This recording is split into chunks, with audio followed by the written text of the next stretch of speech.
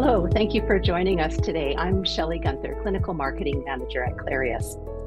I'd like to welcome you to today's live educational webinar, our first of 2024. And who better than renowned experts, Dr. Søren Boysen and Dr. Serge Chalhoub, to kick off the new year.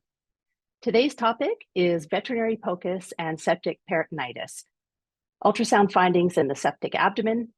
And today we'll learn about this very serious, life-threatening condition that requires prompt diagnosis and treatment, and how point-of-care ultrasound can provide vital sonographic clues for an early detection.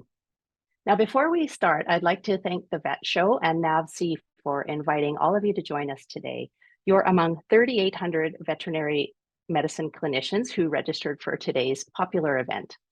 The webinar is race approved thanks to the Vet Show, so please do stay for the full session to qualify for one CE-CPD credit. By participating for 50 minutes or longer, you'll receive an email from the Vet Show in the coming week to redeem your educational credit. After the main presentation, I'll do some live scanning with my dog Mabel, a 5-year-old Wheaten Terrier. And at any time during the webinar, you can use the Q&A box. Doctors Boysen and Chalhoub will be available to answer questions during the live Q&A session following the presentation. Now, let me introduce you to our host. Dr. Oran Frankel is trained in emergency medicine in California. A passionate POCUS educator, Dr. Frankel has been using point-of-care ultrasound his entire career. He practices in a busy academic teaching hospital in Vancouver, and as an emergency physician, he serves as the chairman of our medical advisory board. Hi, Dr. Frankel. Hi, Shelley. Thanks for having me and for hosting. Let's jump right in, and to set the stage, we'll do a quick literature review. In some of the articles I wanted to highlight, there was just a couple. The first one, specifically around detecting peritonitis, was this really interesting case cohort that showed specifically how ultrasound can detect early signs of leakage from intestinal sutures, where there's wound dehiscence from a prior surgery, which is, we know, a feared complication following any gastrointestinal surgery in veterinary or in human medicine. And that specific signals that can be identified on the ultrasound can alert the clinician to the impending signs of septic peritonitis before they have full vital signs collapse. And interestingly and related is one of the advantages we harp on a lot in the veterinary ultrasound world is the advantages of using ultrasound for the comfort of the animal. You can imagine a patient developing peritonitis may not want to lay down in the more traditional right lateral scanning position. And this randomized trial showed that abdominal point-of-care ultrasound in the standing position can substitute for traditional right lateral scanning and effectively can identify and quantify peritoneal effusions in situations where those more traditional arrangement might not be suitable for the patient, doesn't want to go there. So before we jump in to getting into the meat of our discussion today, we just want to throw up a quick poll for you of how often do you use ultrasound to assess your acutely ill patients? Is this something you're just learning today? Is this rare, monthly, or are you maybe a daily user? This helps us get a sense of our users across the world at various points in their practice and helps us address. So let's see what we've got here. We're going to close out that poll. And good. So we already have a third of you at daily users, maybe about a third at occasional users, and a third just learning. So that's excellent. What a good spread of skills for us to cover. And we can't think of anyone better, like Shelley said, to bring back Søren and Serge. Søren Boysen is a professor in small animal emergency and critical care, and Serge Chalhoub is an associate professor of internal medicine, both in the Faculty of Veterinary Medicine at the University of Calgary. They're both deeply involved in clinical care and teaching, both at Western Veterinary Specialist and Emergency Center and the Care Center in Calgary, Alberta. They're internationally recognized lecturers, true experts in their fields, pioneering the use of veterinary POCUS across the clinical spectrum, and they are beloved speakers we love to have here hosting our webinars, and I'm going to hand it over to them. Hello, everyone, and welcome back. It is so exciting to be here. I'm Serge. I'm Søren, and again, yes, thank you for inviting us to offer this seminar. It's good to be back in the new year. Everybody, a belated Happy New Year. Hope things are going well. We're going to kick it off with septic peritonitis and how ultrasound can assist us in identifying some of those things that tell us our patient has or is at high risk for sepsis. Wow, sepsis. Wait a minute. Why am I in this talk? I feel like this is just not my place. But let's read the objectives. Maybe there's something kidney related here. We'll see. Briefly describe the pathophys of septic peritonitis. No kidney there. Demonstrate abdominal scanning for free fluid and air. No kidney there. Free fluid. Okay. All right. Bladder rupture. All right. What else? All right, we're going to move on to imaging the gallbladder and gallbladder wall edema, something we'll talk about as well. Some people are familiar with it. We'll talk about it in relation to sepsis. We'll talk about the use of abdominal point-of-care ultrasound, POCUS, to assist the caudal vena cava assessment for hemodynamic status. Yeah, that's right. Showcase pathological examples and key treatments for the septic abdomen and demonstrate ultrasound-guided abdominocentesis for sample obtaining for cytology. You know, it's true though. You know, I guess I shouldn't be scared because it's true that at one point I was You were an ER doctor. There's a reason you went into internal medicine. Once upon a time in the ER, you were working as an ER doctor. You know, this is true. I dusted it off during the pandemic. There was such a massive need. It was great. I was so happy practicing ER doctor. I don't know why they don't call me anymore. I was going to say, and how often do you still go in? But it's good. You're there when we need you. All right. Well, let's go ahead and start up a case. We have Dyson Triage coming in, history and presenting complete. What do we got? So this is a 7-year-old male neutered boxer cross. You can see him here to the right. 3-day history of progressive vomiting. So not an uncommon, pretty common presentation for our ER doctors out there, even on general practice as well. And anorectic for the last 2 days. All right, so we're lethargic, no history of toxin ingestion, but hey, he does go into the garbage. He heals a commercial diet, no issue, but also some table food. He's fully vaccinated, no travel history. You know what? I knew it. I knew this was going to be a critical care talk. This is pancreatitis. I'm going to run a CPLI, wait 3 weeks for it to come back. We are good. Okay, hang on. Let's just wind this back a little bit. As we teach our students right from day one, when our patients come in, one of the biggest things we want to know, is it stable or unstable? So let's just roll this back and maybe do a triage, a little bit of a physical in addition to that broad history. You're saying I shouldn't run the CPLI right away? I'm saying let's just hold on that for now and maybe get some more information. All right, so you actually want to touch the dog? I think it's a good idea to do some sort of an examination. I don't know. Okay. All right. So we have a temperature of 40.7. Ooh, that sounds a little high. Heart rate of 168. That's very specific. 168. You know, could have been 170. But anyways, that sounds also a little high unless you're a cat. Respiratory rate is 24. Bounding pulses. Is that normal? That is not normal to see those bounding pulses. We can see it for a few reasons. We see it with anemia, increased volume, or hyperdynamic functioning of the heart. I was going to point out the 168, it divides by 4. Oh, that's why. Oh, I see. You count it in 15 seconds. Most people round, you know, it just makes it easier. No. 170, 168. Like, how did you get 170? How do you remember? Okay, that? moving on. So that is an elevated temperature. We're tachycardic, and we have bounding pulses. Mucous membranes, you can see them here in the center image. There's actually a video there that goes with that, so you can see the capillary refill time. And we have the dog on the left that you can see is normal. You can see those are pretty hyperemic mucous membranes, and that refill time, there it is, blanched, back to normal in under a second.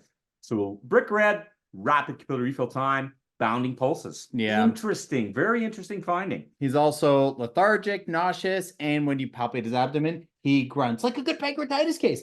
All right, enough about pancreatitis, but this is a video of what Dyson looked like. Although, just disclaimer so everyone knows this is not Dyson, but look at that. What's Dyson, not Dyson, doing here? So this is the prayer position that we call it, and it's not actually that sensitive for acute abdomen. Many of our animals won't do this, but if we see an animal taking that prayer position where it sort of puts its front end down, lifts its back end up, then we often associate that with the possibility of abdominal discomfort or pain. That's They're stretching their abdomen, trying to make it feel less painful. That's right. They're not doing yoga. It actually indicates no, that's not downward dog yoga. All right. That's bad. All right. So I do remember this, unstable. We have like 5 minutes or some blah, blah, blah like that we have to figure things out. So what do we got to do in the first 5 minutes? Exactly. So we do our triage exam, and our patient, as you can see, based on that initial triage, very quickly tells us our patient's hemodynamically unstable with an acute abdomen.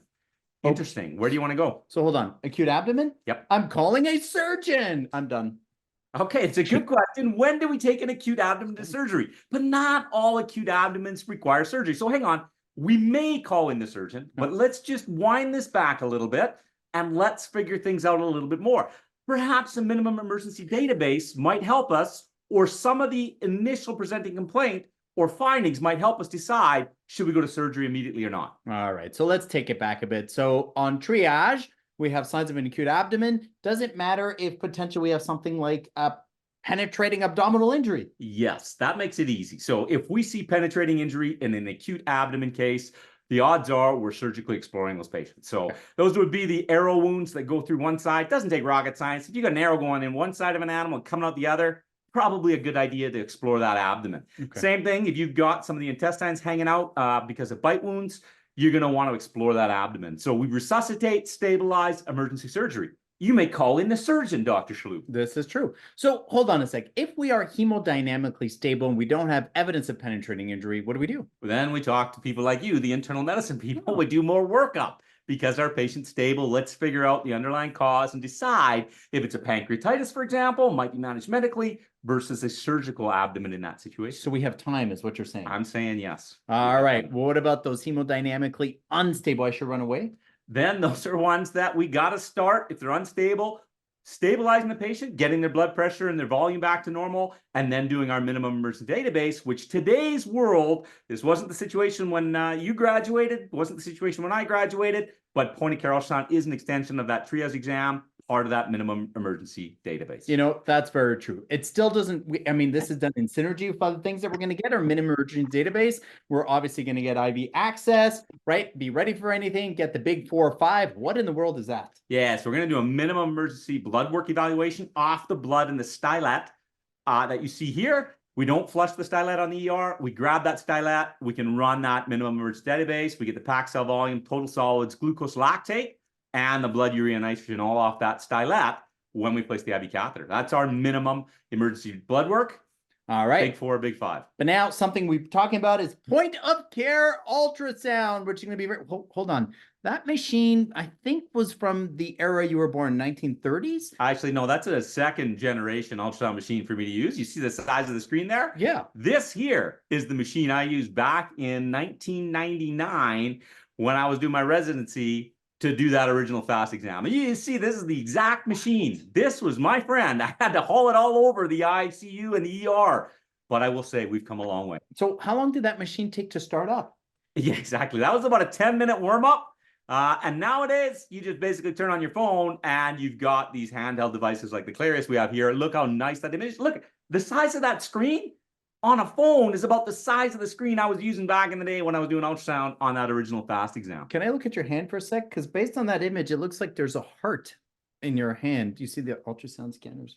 Okay. So I'm just saying that is a beautiful image. Just curious about the heart in your hand, but you know, it's right there. Okay. So what else can we do for our patient? All right, so then again, if they're unstable, not a bad idea to start oxygen until we can figure out what's going on. So you can see we're supplying some flow by oxygen here. Never hurt. If we're putting them on oxygen, it's a good idea to get that oxygen saturation. So we're going to do the SpO2 or if we can, an arterial blood gas. Yep. And then, of course, this is not a good ECG reading. You see that in the background here, there's a cat with a heart rate of 121. That's not good. So ECG and, of course, blood pressure, very important. And the key thing is, when you're doing this is also to get those samples as soon as possible before therapy, right? Just so you don't confound things. Exactly. You're giving fluids, you're going to dilute the blood, you're going to dilute your samples. So try to collect your samples before you give a lot of therapy. And then it's going to vary a little bit on underlying cause, what other tests we might want to run. But point of care ultrasound, as you can see, is a standard part of that original workup, all within, and this is a beautiful part,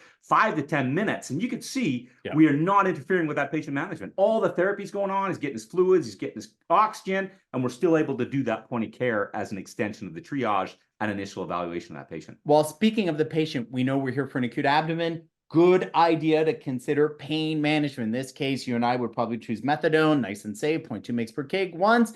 No issue with that, right? And that will certainly help our patient. Absolutely. So methadone analgesia is something we want to address sooner than later. There's lots of evidence out there to show patients don't do as well, both on the human and veterinary side, if analgesics are withheld. So we do want to get our analgesics on board. We'll do that sooner than later. And then the question I have for you, if we're going to look at point of care ultrasound, this patient came in. Where do you want to start? What clinical questions are you considering? Is that a trick question? You know I would start with the urinary bladder. Of course I would, the urinary system. Let's do it. Oh, maybe not? Okay, no. Let's, again, back this up. There are times when you may want to look specifically at the urinary system because of the way the patient presents. All right. That presentation dictates how we apply our point of care ultrasound to our patients.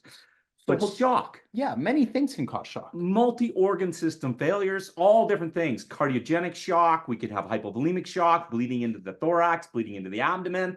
There are a ton of different considerations that lead to shock. Hold on. Let's narrow it down. Dyson, if one thing he's not presenting is anything respiratory, is that correct? That is actually correct. His respiratory system seems stable on initial triage. So we maybe don't have to look at the lung in pleural space. Not initially. We may come back to it and look at it as a more baseline comprehensive, but I would not start there. Right. Because our patients told us, one, I'm unstable. I'm worried about the cardiovascular system. I'm worried about volume status. I'm worried about cardiac function and contractility. And I'm worried about that acute abdomen. Okay. So to me, I'm going to start with the abdomen. Yep. And I'm going to do the cardiovascular system, see if I can get my patient more stable and comfortable. Then I may come back and do more thorough point-of-care ultrasound assessment. All right. So cardiovascular for volume status, volume responsive, right? And cardiac function is going to be very important. And of course, abdominal point-of-care ultrasound to assess the abdomen, try to figure out what the causes of the shock is. What else? Absolutely. So that's where we're going to start. And then we're going to, as things become available, it's a dynamic process, our point-of-care ultrasound. As results become available, we may have other clinically driven questions that we'll need to answer, and point-of-care may help us with that. In addition to, if we find something, we may want to sample it and analyze it. For example, fluid. So it's time to look at the kidneys? No, it's not. No, it's not time to look at the kidneys. Why? Exactly. You Hey. can live without them. I mean, no, think about it. Oh, Think about oh. it. Dialysis. Oron. You don't even No. need the kidneys. You could just rip them right out of the patient, Webinar and they're done. still So- going to live with their dialysis. It's a frequent conversation with my kids which organs you can't live without, and I do tell them you can live without your kidneys. Thank you. Thank you very much. Hard to live without a heart, brain, or lungs. Okay, I'm going quiet now. All right, so let's come back to that abdominal. I'm crying right now. Abdominal point-of-care ultrasound. These are all the binary questions we can ask, but specifically for this patient, acute abdomen, hemodynamically unstable. We're going to look for free abdominal fluid and free abdominal air. What else can help us in this case? Yeah, exactly. So we may look at all these things, but the ones in yellow are kind of our priority for Dyson based on how we present it. And I Okay. want to know if we have gallbladder wall edema. We're going to talk about that and Yep. why we want to look for that. And of course, our patient's unstable. Can we give him fluid boluses? Is he fluid responsive and is he hypovolemic? We can get a feel for that on our point-of-care ultrasound as well. That's right. And if you're curious about all these sites, review. If you go back to previous Clarius webinars, you will see one specifically on abdominal point-of-care ultrasound and all these questions that we go through. But let's quickly show you a video here at the 5-point abdominal point-of-care ultrasound. We're going to start often at the subxiphoid. Very important to palpate that subxiphoid, and we're going to rock the probe so the ultrasound beams are going in there, looking at the liver. Here's the umbilical site, which is the second site we look at. And then we're also going to look at the bladder sites. We're already at 3 sites. And then we're going to go look at the 2 paralumbar sites, going to look at the left kidney and the right kidney. All of these sites we're also going to do in long and short axis to maximize our chances of finding pathology. That's going to be very important. To look at the other paralumbar site, we can flip the dog or get him into sternal, whatever the dog is more comfortable in, dog or cat, right? That's going to be very important. There you go, most beautiful organs. So very important. Again, we can do that in both long and short axis to maximize our chances of finding pathology. So very good. Absolutely. So that was a very quick overview of the 5 sites we look at. We look at all 5 of those sites when we're looking for fluid or air, because depending on patient positioning, that fluid may fall or air may rise. And we may need to change the site we look at depending on how that patient's positioned. So we look at those 5 sites. Now, we talked about gallbladder wall edema. That was at that subxiphoid site. So let's just go into that in a little more detail then. If I palpate cranially to where the subxiphoid process is, track the ribs cranial till they come together at the subxiphoid site, that is where I'm going to part the fur, apply alcohol, and then I'm going to place the probe initially in long axis on about a 45-degree angle to the spine to see if I can pick up that liver, which you see here. So here's the diaphragm. We want to extend our depth to make sure we see the diaphragm and the entire liver. And then I'm just going to fan to the right of midline. So you can see I'm fanning to the right, and I will also rotate to short axis after I finish my long axis evaluation. So when it comes to the gallbladder, again, in long axis, we are going to start at that 45-degree angle, find that gallbladder, which you see right here within the liver, and we'll fan through that. And when you're looking for it in a patient in lateral recumbency, you can see the angle. I'm straight in here. I missed the gallbladder when I'm straight in on parallel to the table. What I have to do, if you watch closely in the video here, I'm going to drop my wrist, and I'm going to drop the tail of the ultrasound probe in a second towards the table, which is fanning to the right there. Just drop the tail, pan to the right, the gallbladder is located to the right of midline all the time in our veterinary patients, cats and dogs. And you can see now a really nice view of that gallbladder. Again, always think, doesn't matter what position your patient's in, it's always to the right of midline. Manipulate your probe to put the beam to the right side of the liver and you'll get the gallbladder. Yeah, and don't forget to play with the depth to make sure you have the entire liver so you don't miss that gallbladder also. So on the left, we have a normal dog, nice thin walled gallbladder over here. Here's the diaphragm. We even see the caudal and cava. Look at Dyson. I'm not quite sure what we're seeing here. I'm seeing almost like different layers? What? Yeah, so once we see an abnormal gallbladder wall, there's two things that tend to happen. One, it can get thickened. So thickening of the gallbladder is one thing we look for. If our patient gets a thickened gallbladder wall, then the other thing we're going to ask is it striated? Is it thickened because there's fluid between the two surfaces of the gallbladder wall? Okay. That creates this black stripe that you can see here. Yep. So we've got the outer wall, we've got this black layer, and then an inner white. Black, so it goes, white. Exactly. So it striates. It gives us this, what we call a halo sign to that gallbladder wall. So not just thickened, but layered. And that actually is what we call the halo sign, usually going to be associated with edema of the gallbladder wall. So why halo sign? Why not like raccoon eye? You don't think raccoon eye would potentially also... Okay, we're trying to maintain some degree of professionalism here, and you got some dancing raccoon coming across the screen. You don't think it looks like a raccoon eye? I don't know what it looks like in that sense. It looks like a halo. It's striated, white, black, white. It's striated. Like a raccoon eye. So if we think about the different causes of thickening and edema specifically, right? We could think about anaphylaxis. That's probably the first one people think about. One thing to remember, though, that's severe anaphylaxis. Yes, and then we get that anaphylaxis that causes vascular permeability changes. That's where we tend to see that edema and leakage because of the permeability changes.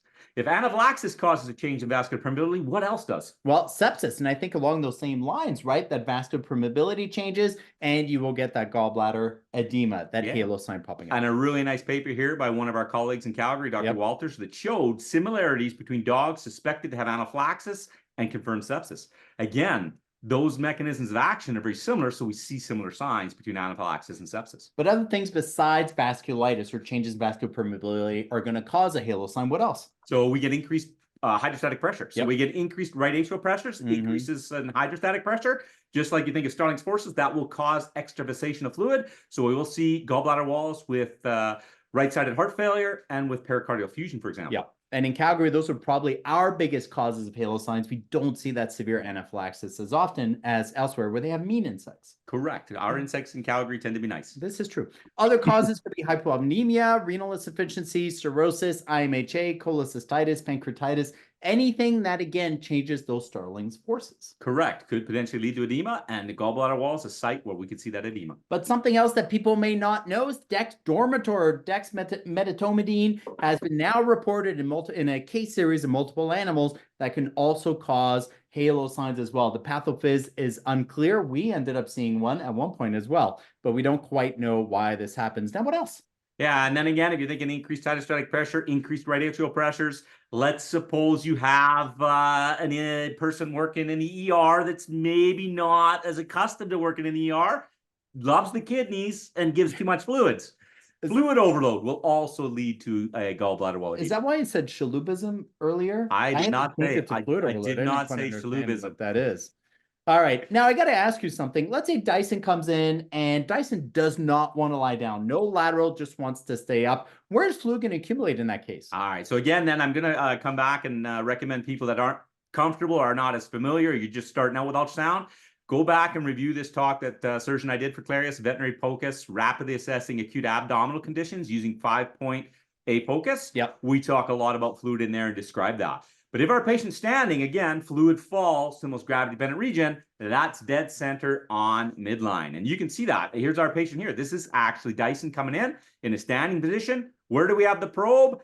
Dead center, directed towards the spine with our patient in a standing position. Essentially the umbilical site. Exactly. Don't push too hard or you will displace fluid. Maybe not when it's in this quantity, but if it's a small amount of fluid that's there, you may displace it if you push too hard when you're trying to assess the abdomen. Yeah. So, and that was exactly what one of the papers Oren referred to earlier was that you can identify that fluid and score it regardless of patient positioning. That's very cool. And then, of course, something that would be very important is to get a sample. And We can get the sample in any patient position they're most comfortable in. Ideally, they should be probably slightly sedated. So we have Luna, a patient that we did get a sample that you will see right there using our Clarius right there. Here for demonstration purposes, it's actually a cystocentesis. We just wanted to show you the needle going in and how clear that image is, and very, very easy to get. But it's so important to get that fluid sample. Do we send it off and wait a week for the results? No, this is something that we should do in-house. My wife's a veterinary clinical pathologist. She would shoot me if I didn't put in a plug for looking at the sample you get under a microscope in your clinic when you get it. A lot of information you can get there. And like you said, if this was our patient Dyson, we did actually do him in lateral recumbency. Yep. So we did actually collect that sample in lateral. We then are sure, because we can see where the needle goes, we can look at that under cytology. And exactly, we want to save a sample for culture. Yep. Don't forget to save that sample. And then within a few minutes, we're prepping that slide. Maybe our technician's doing that or an assistant's doing that. And we'll be able to look at that in about 5 minutes time, 10 minutes time, and get a lot of valuable information. Yeah. But while we're waiting for that, let's say we've handed that off to one of our students or an assistant. They're doing the slide preparation for us. Let's come back to Dyson while we wait for that cytology. We know he's unstable. Yep. He's got free abdominal air. Yep. Or free abdominal fluid, sorry. Yep. And he's got a Hale sign. That's right. We have IV access. And now let's think about other point-of-care ultrasound findings that can help us with this patient here. So we already know we got a gallbladder wall edema, yes or no? But now probably not a bad idea to start thinking about looking for, can we give this patient a fluid bolus or potentially free abdominal air? Anything else that can tell us how serious things are. So why don't we go ahead and do that? Think about free abdominal air, because that is something that we can actually easily do. Absolutely. And this is Dyson again. So he's now, the methanone's kicked in. He's feeling much more comfortable. He's more happy to rely in lateral recumbency, as you see here in the image. Yep. This is how we actually tapped him, was in this position here, because this is Dyson. And again, then if he's in lateral recumbency and I'm thinking fluid falls, air rises, where's the air going to go? To the highest point when that patient is in lateral, which actually is going to be slightly over those caudal ribs down there, Dr. Boysen. So it's going to be very important to get the probe over onto those ribs. And I think we have a demonstration of that. Absolutely. So it's, again, not rocket science. What we're going to do is we're going to say, here's our patient in lateral, trace our ribs up. We often find the kidney is kind of a landmark. And if we see air at that site that's free, the kidney allows us to identify more easily. We're going to demonstrate that in a few minutes. But here you can see we're putting the probe on at that site. You can see the kidneys coming into our image right here. And what I'll do then is I will jump cranial. So you see it there, caudal, cranial. So don't be scared to jump cranial to the kidney underneath that rib cage while you're still in the abdomen. That's a really nice spot if you let your patient lay in lateral for a minute or two for that air to rise. And here this patient just had some GI gas. Yeah. The other thing we can do is we can do this in our cats as well. Here's another cat laying in lateral. We find the kidney. What do we do once we find that? No air here. Jump cranial under that rib cage to look where air will accumulate. That's right. So hold on. Why are we doing abdominal point-of-care ultrasound for this? Why don't we just do radiographs to look for free air? It's a very good question, but I got to say, me personally, even though I have years of experience in looking at radiographs and trying to find GI perforation and free air in the abdomen or gas in the abdomen, I'm not that good. No, me neither. If you look at the human literature, 55 to 85% accuracy with abdominal plain film radiographs. So on the lower end of that, it's a 50-50 chance. Yeah. Very similar accuracy in our canine studies, 57 to 78%. Yeah. And this is where the kicker comes for me. It takes 5 to 10 milliliters of gas to be consistently diagnosed by a board-certified radiologist. And that's a lot of gas if you think about it. If you take a syringe that's 10 cc's, that's a lot of gas, right? And that's boarded. So for me, it's probably 30 mils. For you, it's probably a liter of air before you can pick it up. That would be quite visible from the outside, Dr. Boysen, I would think. But this is an ultrasound talk. Let's talk about a canine study consistently diagnosed with as little as 0.4 mLs of free air. Wow. Yeah, so that to me is remarkable. As we said, even board certified radiologists under 2.5 mils of gas, they have a tough time finding. It's inaccurate. Ultrasound as little as 0.4. They did a subsequent study of this group too. Yeah. We don't have it listed here, but they actually found it with 0.2 mils with high sensitivity and specificity. So hold on a sec. We're not supposed to have free abdominal air. Isn't that correct? That is correct. In the abdomen, we're usually looking at soft tissues, fluid, soft tissues. That makes a lot of sense to me, because if I have the probe on the skin surface and I have subcutaneous tissue, muscle there in the peritoneal lining, which we can see in purple there, those ultrasound beams are going to be able to travel through that and all the soft tissues such as liver, kidneys, GI tract, etc., and fluid that's contained in bladder, gallbladders, etc. Correct. So if we look at this image here, you can see that the ultrasound beams coming through the skin and the subcutaneous tissues will find that peritoneal lining. And if we have no air in the abdomen, we should see soft tissue structures like we see here. That's right. So there's that peritoneal lining and skin that you see here. You're outlining, very nice. And if I have no air there, look how nicely that ultrasound beam transverses through the soft tissues until it either hits GI gas or goes off the end of the far field in the image. That's right. So what happens when you put air in the abdomen? Where does it go, first of all? Well, okay, it goes to the gravity independent region. So it rises up and it will reach the most gravity independent site. So we've got a schematic here. Yep. Here's our soft tissues. You can see the air here up against the peritoneal lining. Yep. Air is an enemy of ultrasound. So it can't go through air. So here's my ultrasound beam coming down here. You see the yellow back and forth arrow here. Because I've struck air in the abdomen, I can't see below that air. Everything is reverberation and not visible. As opposed to the right, where there's no air, I come through that peritoneal lining, no air, I see soft tissue structures. So that's like lung. So it does. It can be very easy to confuse free air in the abdomen that reaches the peritoneal lining for what you'd see similar to lung when you're scanning the chest. All right. So air is an enemy. Ultrasound beams can't go through. So what do we end up seeing then? Yeah. So wherever soft tissues reach a air interface, or wherever air rises to contact a soft tissue interface, it creates a hyperechoic interface with the soft tissues. A bright white line. Yeah. So that ultrasound beam interacts with the air and the soft tissues to make that interface very bright white. So if I look over here at the still image compared to the schematic, here's my peritoneal lining over here to the right. I've got an arrow that identifies it. I follow along. It's pretty faint. It's gray. It's not easy to see. As soon as I hit this reverberation artifact where air contacts the peritoneal lining, look at the peritoneal lining here. It gets thicker. It gets brighter. This is known as the enhanced peritoneal stripe sign. It forms a stripe or thin line that's thicker than the rest of the peritoneum, and it enhances the visibility of it. Enhanced peritoneal stripe sign, where air comes in contact with soft tissue structure. That's right. So air is a enemy of ultrasound, isn't it? Absolutely. And when we get air, we can't see through it. It's an enemy like you and I. Good example to put that in there.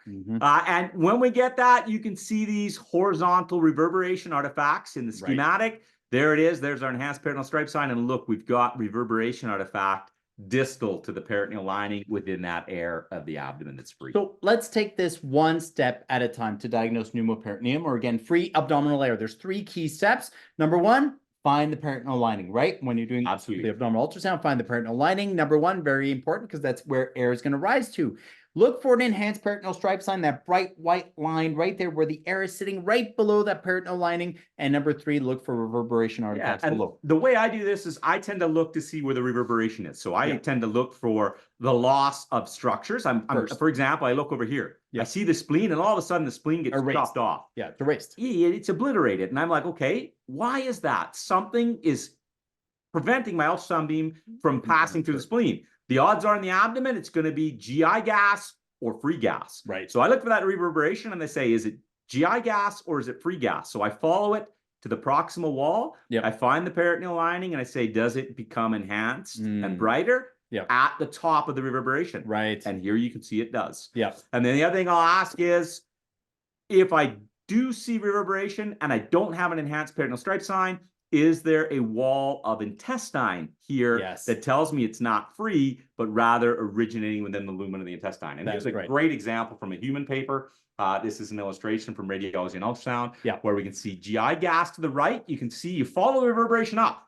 Where does it stop in both these cases? Well, this one stops here. We could see some lumen there, right? Some kind of wall, GI wall right there. But then if you follow the peritoneal lining, look at that. And then another reverberation artifact, it goes right up to the peritoneal lining, and you've got that enhanced peritoneal stripe sign right there. So this is a beautiful example where you've got free gas and gastrointestinal gas next to each other. And you can see how one creates a bright white peritoneal lining, one does not, because the brightest white is separated from the peritoneum by a wall of intestine. That's right. So a good trick is to think about those solid organs like the spleen and kidney potentially, and even liver potentially, because if those are sitting up against that peritoneal lining, that's potentially going to help you see those reverberation artifacts. So we have an example over here coming up here. Let's try to determine, do we have free gas? Yes or no? Whoa, sir, and I'm seeing it's almost like almost like a, whoa, well, I can't see anything. It's like a light show almost. And I'll tell you, one of the ER docs I worked with, the first time they saw a pneumoperitoneum case, they actually came to me and said, hey, I got a dog that's not really stable. I can't see anything in the abdomen. I think the ultrasound machine's broken. Yeah. They came to me and said, I don't see anything. I don't see any organs. What am I doing wrong? And I walked over and went, holy frick, this guy's got a lot of free air. And if you move the probe around, you put a little pressure on the probe, you can sometimes displace that air, and then you can see the organs. So here's how it looked when they first put the probe on. Can't see anything. You see nothing because there's so much air. Then you move around, you push a little, and now I can see a structure coming in. Yep. What structure is it? The kidney. Yeah, there you go.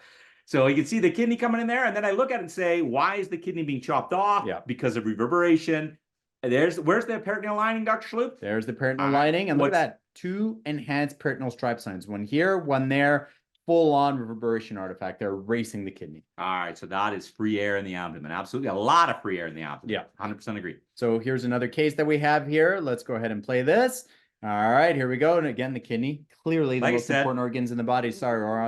When they're in lateral, air will often rise to an area in proximity to the kidney. So it's not uncommon that we see incidentally the kidney when we're going to look for that free air. All right. I saw some reverberation there. Now, if you were driving the probe and you're in charge, you would probably move it more to the left, which would be cranial in this case, so that you can see that reverberation a little bit clearer. But let's follow it up. Where's the brightest white line? So the brightest white line is right there. We can see reverberation artifact going right there. But hold on. That's the peritoneal lining right there. There's a gap between them, Dr. Boysen. Absolutely. So if we freeze that, play it one more time real time, it's a good idea. And people can take a look at it, see if they can pick it up, and then just freeze it again. Yeah, and exactly. You can actually see very nicely that in this case, the reverberation stops short of the peritoneal lining, does not enhance the peritoneal lining. It's the same echogenicity all the way along. Right. And if I look close enough, I can make out intestinal wall layering here. Woo! That is gastrointestinal gas, and therefore not free gas. That's the biggest confusion when it comes to differentiating free gas from intestinal gas. Hold on. Dyson's in trouble.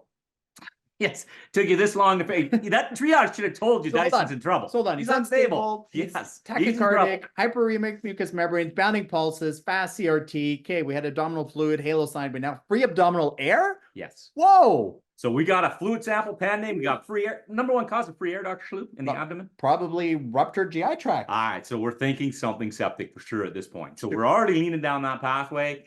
Should we do anything? So yes, let's resuscitate and stabilize our patient because we know we're probably going to go to surgery. Okay. And we've got enough information at this point. I'm thinking we need to get some antibiotics on board. Didn't I say go to surgery earlier? We would have been done already? Didn't you also say pancreatitis? Maybe. Okay, that's true. All right. Okay. So fine. So we finally got our cytology back, and yeah, that's what I was saying. We got to do something about it. We got to put this patient on antibiotics as well as fluid resuscitate. Here's our cytology. Wow, that's really pretty, Dr. Boysen. Yes, this is compliments of my wife. She sends me some very nice images. We've got some degenerate neutrophils, and we've got both extracellular and intracellular bacteria that look like a homogeneous population. So it doesn't look like a mixed population of bacteria. To me, this screams that we probably have a septic abdomen. Hold on. So Dyson's in trouble, correct? Correct. So, septic abdomen, free gas, antibiotics on board, cytology supports the septic abdomen. I can start fluids. Yes, 1,000 mils per kg over 10 minutes. Repeat 3 times. So, it's an interesting question. And you would think with septic patients, fluids are indicated. But we could have a whole separate discussion on fluid therapy and sepsis, fluid responders and non-responders, before we just start automatically pumping fluids in. And we will give him fluids, yes, for sure. Let's get a feel for how his fluid status is and whether he's fluid responsive or not. We're going to do that 2 ways. We're going to look at the heart, which we're not going to have time to talk about today when it comes to volume status. But we can certainly look at the vena cava and use that to also assist us when it comes to making a decision. Where are we at baseline? Do we truly have an indication that we're hypovolemic? And is it our patient, once we give that fluid bolus, fluid responsive and responding to that fluids, or can we give him more or not? That's right. You don't want to do this blindly. So here we are again in that subxiphoid region. We're going to go find that cauda vena cava. Again, probably a little more to the right. You saw we're going to look for the proximal wall, the cauda vena cava, which is the split in the diaphragm. Sometimes you don't see it. We do see the distal wall right there, and we could see a bounce. Now be careful. Everything below is artifact. Make sure you don't interpret that as anything. The arrow there pointing out to the proximal wall right there, the split in the diaphragm. and you could see the lumen in between. That is our caudal vena cava. Let's talk about what normal is, Dr. Boysen. Yeah, so we usually find that by locating the gallbladder. It's usually sitting in our canine patients and feline patients between the gallbladder and the heart. So we usually fan back and forth along that diaphragm in long axis to start with, and we look for that break in the diaphragm. You can see a nice still image and then a beautiful dynamic image in the lower screen there. Yes. And then we ask ourselves, do you see a heartbeat radiating back to the vena cava at that site? Do you see a cardiac pulse? Yeah, so we see a cardiac pulse, which is normal, right? It's a vein, right? It's supposed to be collapsible. That's why we're seeing that change with the cardiac pulse, and that's very important. And then a change in diameter for respiration. How much? So we should see in our veterinary patients, in our canine patients, at least 25% change between the widest point at expiration and the narrowest point on inspiration. And if I look at this subjectively, I can see that it is narrowing. In this case, probably by 50 to 60%. Yep. And the more hypovolemic they are, the greater the change in that vena cava. So it might go as much as 60, 70%. Then I'm really worried they're getting truly hypovolemic. Yeah, just because we've used this clip before, just be careful. This is a stomach and not the gallbladder, just in case we're wondering if that looked like a halo sign. Common misinterpretation. So I heard you say something. Do I care about that change too much? Do I actually want to measure it and stop and be like, that patient is truly hypovolemic, euvolemic, or what? Do I have a clinical decision here? Yes, and we tried to actually do that. We tried to say, this is when they're euvolemic, this is when they're hypovolemic, this is when they're in volume overload. The reality is there's a ton of overlap. There's a gray zone to this for sure. And it's very difficult to differentiate a euvolemic patient from a hypovolemic patient. Is it? It is. But the reality of the situation, as long as there's no contraindication to fluids, the odds are for patients at least euvolemic, so we've got a pulse and a change in that vena cava by at least 25%, our patient's probably going to tolerate a fluid bolus. So we can see how the patient and the vena cava responds to that fluid bolus. So we tend to lump euvolemic and hypovolemic together. Either it's flat or fully collapsed or changing by at least 25% with a cardiac pulse. Suggests we're probably okay to give a fluid bolus and not likely to cause harm. Yeah, versus the opposite situation when you have a distended caudal vena cava, where you lose that cardiac pulse often, right? And you certainly don't change by 25%. Those are patients where that caudal vena cava is fat versus flat, and you should hold on giving fluids and try to understand why that caudal vena cava is so distended, because that could be concerning. That's also important if you're giving fluids to a patient, right? And that caudal vena cava is flat, and now it's fat, maybe you should stop giving IV fluids and ask yourself what just happened. Absolutely. So serial evaluation is very, very important as you're giving fluid boluses to see if your patient still has a bounce, suggesting you can continue with fluid therapy because he's fluid responsive, versus he becomes distended and no change at all in that vena cava. So a nice example here, 3 different cases. We'll just let them play for a second so our audience can regard these 3 cases coming in. You can see we've got 3 animals in the bottom image here. They all came in shock. This was during my residency, so I have to confess this was not ultrasound, but I wish I had it at this point in time. But you can see we've got 3 dogs coming in. Which ones get fluids, which ones don't? The vena cava, in combination by assessing the heart, can be very helpful in assessing that. Yeah, so I have a patient here. We can even see the heart right there. There's the diaphragm, and there's that caudal vena cava. If we look at that caudal vena cava, I think I clearly see a cardiac pulse and a change greater than 25%. I'd say that's almost like 50, 60, 70%. I would say that patient merits IV fluids. I would agree. Just be careful when you're looking for percentage change. If they're super hypovolemic, it tends to be almost completely collapsed, and therefore there's no change because it's fully collapsed. This patient's fairly collapsed to start with. He still has a change by about 50%. But the more collapsed they become, the less ability there is to change the vena cava further. I agree with you. Fluid bolus. So you agree?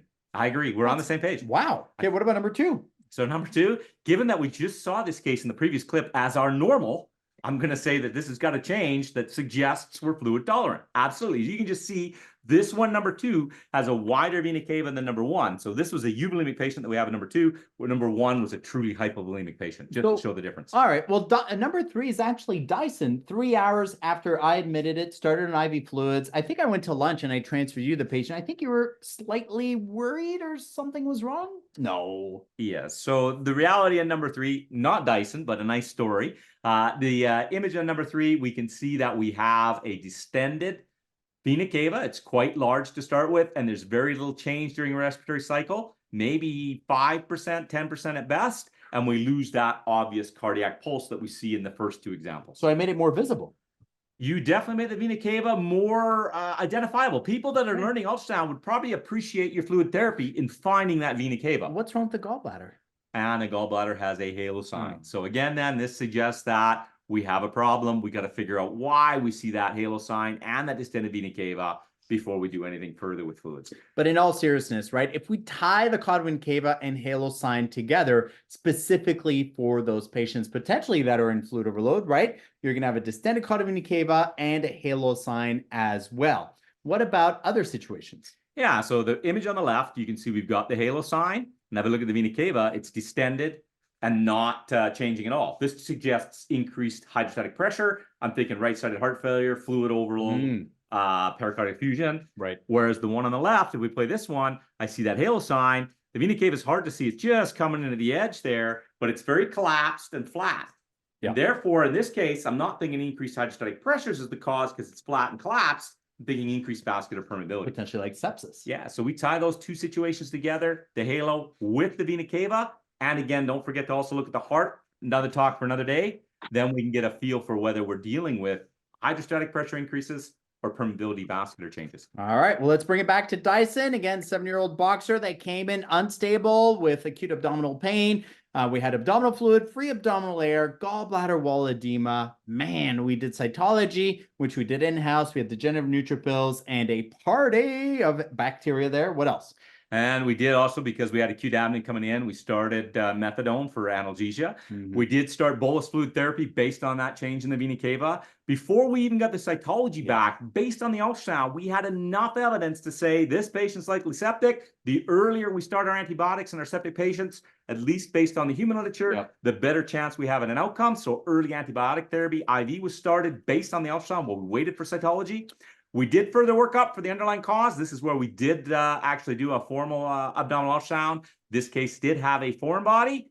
We took that sample that we had, sent it for culture and sensitivity. We kept our antibiotics on board till that came back, and then changed things depending on the results of that culture and sensitivity. And then we also did send out a CBC and Chem, which are still pending. Yeah, so in summary, for today's talk, consider the history, initial findings to drive point-of-care ultrasound evaluation. Very, very important, and tailor it to the patient. Yeah, patient positioning, like we said, will influence where sonographically detectable pathology accumulates, fluid falls, gas rises. You got to think about how your patient's positioned and change your protocols in light of what you're looking for and how patient position will affect where that pathology accumulates. Yeah, specifically with sepsis, some things you can find: free fluid, free air, gallbladder wall edema. Also look at volume status and your fluid response, and also potentially finding a cause. Absolutely. And here you are. Dyson did have that GI perforation, secondary foreign body. You can see full abdomen, completely septic. And this is actually our toy in here. You can see he's got some plastic toys in here. We keep them? No, it's probably one of the more expensive toys that owner's ever going to pay for. But there is our foreign body and our septic abdomen. He had surgery like you originally wanted to do, and then he did eventually go home. I told you. And on that, we're going to say thank you so very much, and we will stay for questions. Great. Yeah, thanks so much, guys. Please continue to use the Q&A down below. We'll have some time to get to that. Before we do, we're going to hand it back over to Shelley for a quick demo. All right. Great. So I have Mabel on the table, and I'll just get you to roll over Mabel here. And just something I wanted to just kind of touch on is that I have trouble finding her gallbladder because she's so short and stocky. So I'm going to use the abdominal preset with the C7 scanner here. And I'll just put a little bit of alcohol on her belly. I'm going to just palpate her costal margin. And Mabel is not septic, thankfully. She is not septic. She's just a bit neurotic. At times. I don't know what the ultrasound sign for that is. Neurotic, neurotic happening. Oh my goodness. All right. So I am just scanning right up underneath her zippy sternum and just going to pan up toward the right. And come on, Mabel. So there's the spleen that I'm seeing here, and there's a big belly full of gas. And then if I just go up a little bit higher, there we go. So there's her gallbladder there. So right here, I'm seeing the diaphragm. I'm really kind of wrenching pretty hard up to get up there, but on the same view, we can see the caudal vena cava, which is Vena right cava. along here. Nice Hey, job. Nice bounce, changing by Yeah. probably 40%. Yeah. No abnormalities in that gallbladder. The liver looks nice too, by the way, just as an FYI. good. I don't know, there's so much gas in there, I don't know how you can tell. I'm pretty sure we saw the heart too, so no pericardial effusion. Excellent. Yeah, A excellent. lot of We're information. seeing You things can that aren't. quickly get Yeah, at just in that one view. Great. Good. So Awesome. yeah, that gallbladder's nice and thin walled. I can zoom that up a little bit. And the other thing I could do here is if we go into the tools here, I could use my voice controls just to operate. If I had to hold down my patient as well, I could say increase gain, increase gain. That's a great tool to have for veterinary ultrasound or when you're doing procedures and you don't have a spare hand. Very cool. Excellent. Good. So I think in the essence of time here, I'll stop there. Okay, great. Good. Great. Thanks, Shelley and Mabel. And a friendly reminder to all of you who are joining us to stay on for at least 50 minutes to qualify for 1 CE and CPD credit.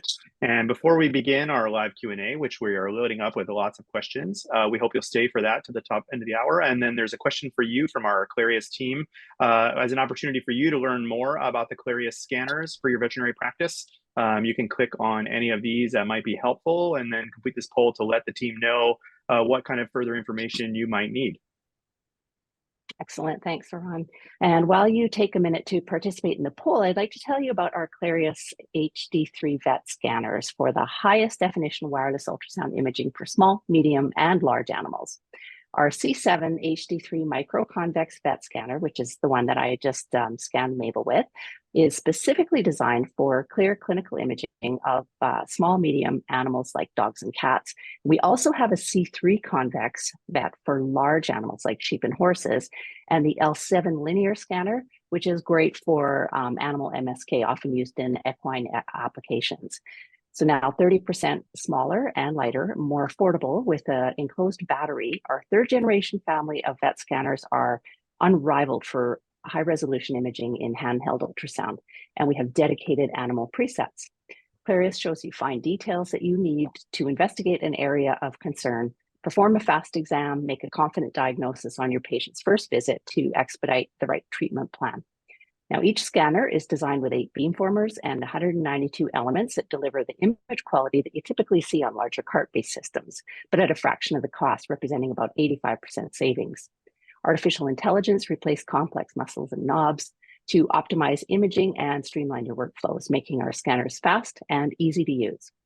Clarius is also wireless with 0 footprint for high portability to scan animals anywhere they are, from the vet clinic to their homes, and you'll have no wires getting in the way or startling the animals. And it also makes it much faster to clean and disinfect.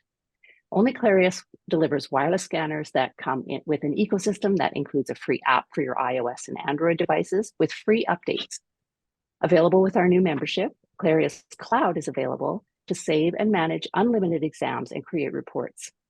Your membership also includes in-app Clarius classroom videos with experts like Drs. Chalhoub and Boysen, as well as onboarding with Clarius clinicians to build your ultrasound scanning skills. And Clarius Live delivers one-click telemedicine if you'd like to share live scanning with a colleague for advice or just a second opinion. With your membership, you get exclusive access to our popular advanced veterinary package, which offers more flexibility with additional tools and advanced workflows like finely tuned presets that are categorized by anatomy, more comprehensive measurements, needle enhance for procedure guidance, and new OB growth tables for dogs and cats to obtain more accurate gestational age and fetal growth measurements. With increased ultrasound billings, you'll see a rapid return on your Clarius HD3 vet scanner. So thanks for participating in the poll, and we will get back to you in the coming week. Great. One more quick poll before we jump to the Q&A, and this is just an invitation to pre-register for the next veterinary webinar. Drs. Boysen and Chalhoub will be back in a few months to talk about POCUS in canine trauma patients and how to navigate respiratory distress. It'll be a good one. This will be on March 12th, and it'll cover some great information about how using ultrasound can contribute to a rapid diagnosis of traumatic pleural and lung space abnormalities and even rib and scapular fractures. So we'll give you a moment to save your seat And if you do, you'll get an email notification in the coming days. Excellent. So now let's begin our Q&A session. And Dr. Frankel, I'll ask you to moderate. Yeah, great. Okay, let's see how many of these we can bang through in a short while. One question that came up in a lot, we'll try and group those together, guys, is around the use of radiography for diagnosing peritonitis. Are there findings besides free air, or what do you look for? Yeah, I mean, on x-rays, there's no doubt you'd be looking for free air, but as we talked about, that could be quite difficult. Fluid as well, abdominal fluid, and of course, any potential evidence of a GI foreign body. I mean, abdominal radiographs are actually quite good for obstructive GI foreign bodies. But again, a lot of those signs can be subtle. 100% agree. So if it comes to just rupture of the GI tract, the big things we're looking for are fluid and air in the peritoneal cavity. But you can see other things on ultrasound that may give you a hint of what you're dealing with. Do you ever see the actual foreign body on ultrasound? You can certainly see I guess the difference is with point of care ultrasound, because again, it's a focal ultrasound, right? Asking specific questions. You're not going to, mow the lawn. In other words, go through all of the intestines. So, I mean, again, it's not designed for that, right? You're trying to figure out, is this patient stable or unstable, and potentially why and how unstable, et cetera, and guide you to the potential areas of concern. But specifically mowing the lawn for the GI tract, no, unless you do catch it. Correct. But just to come back to, can you see the foreign body on radiographs versus ultrasound? We can see, depending on the opacity of the structure, we may see it. We don't tend to see the cloth foreign bodies as nicely, or the soft tissue foreign bodies as nicely on radiographs. We look for secondary evidence of obstruction on radiographs, multiple intestinal populations, for example. Yeah. Versus with ultrasound, we'll look for, and I think that was a question that came up as well, could you see the foreign body on ultrasound? We tend to look for clean shadowing with our ultrasound in a lot of those cases. If we have a foreign body that's fairly dense, then we'll often see a white interface with the clean shadow as opposed to gas, which tends to cause a more dirty shadowing with our foreign bodies. But again, as Serge alluded to, that's a more advanced skill and not something we routinely look for on point of care. Yeah, and that would be in a small intestinal loop. So that would be important to look for that shadow in the intestinal loop. Yeah, I guess the correlate in humans would be the pediatric population, where we deal with the foreign body ingestions, and we never see them on the ultrasound, and often not on the radiography either, because of the plastic nature of what most of those foreign bodies are, unless they're metallic or something really obvious. Yeah. And yeah, I mean, that's where often, again, the point of care ultrasound told us, hey, something serious is going on. I think I saw a question there. Okay, if you're only doing point of care ultrasound, don't have formal ultrasound, or your x-rays didn't give you the cause, are you comfortable going to surgery? I mean, if I see free abdominal air and free abdominal fluid in a patient, I'd probably be comfortable going to surgery. Yeah, if you do cytology and you see bacteria intracellular, then it's a septic abdomen, and the recommendation is to take the septic abdomens to surgery and explore them. Yep. So to answer Isaac's question, 100% based on what we found, combined particularly with the cytology to add that extra positive finding for a septic abdomen, absolutely, I would go to surgery on that. Yep. This is an interesting one. We haven't really gotten there. I know it's kind of the freshest question, but from a human medicine person, so maybe I'm biased to it. But in terms of your thoughts on POCUS training, and it's kind of maybe more regulated in the human medicine world versus veterinary, in terms of what's the number of scans before you have kind of not misplaced confidence, and you can sort of confidently move forward. If you guys could speak to that curve of confidence. Yes, and that's a fantastic question that we're currently working on. Just as an FYI, we're doing a consensus statement on point of care ultrasound through the Veterinary Emergency Critical Care Ultrasound Working Group. It's in the process of being put forward as a consensus statement by expert panelists. That's in the early stages. And when it comes to the number of scans, we don't have the same degree of research that you have on the human side. That was really well evaluated on the human side. But if I had to say, in my experience, in the limited evidence that's out there, when it comes to the abdomen, for example, with point of care in general, so not foreign bodies or more advanced skills, but point of care questions we ask and answer, we're probably looking about 20 scans for someone to gain a degree of competence in identifying, for example, free fluid with consistent results in the abdomen. So it's an area that's actively being looked at, but we're way behind the human field in terms of standardization and how many scans somebody needs to feel comfortable in it. Yeah, I mean, I think if I could speak to it, there's sort of, I think there's 3 levels. There's the rule in level, which is sort of the easiest one where you can identify the positive findings. And then there's the pitfalls level to know what are the pitfalls for ruling in. And then there's the rule out level. And that rule out is definitely, next tier and higher probably for a lot of our scans. So, and having done a lot of these webinars with you guys, a lot of that seems pretty similar.